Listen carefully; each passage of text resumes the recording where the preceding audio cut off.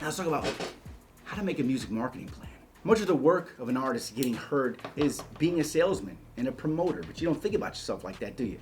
So it's not surprising that one of the key elements of a career plan includes brand management and the creation of a marketing plan. Now, this plan requires a look into the business environment that you're in to determine the state of the industry right now that you're in as an artist and the things that you're going to become a part of. And then you're going to be able to look at the target market or the fans whose money will become the basis to support your music career. This is the business side of it. This would take me way more than a minute to break this all down, but really, this is really all you need to know to make a marketing plan for yourself. If you didn't understand what I just said, watch the video again. You'll get it.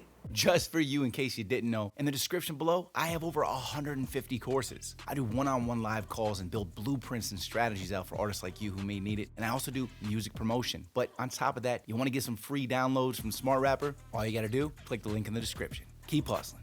I'll see you at the top.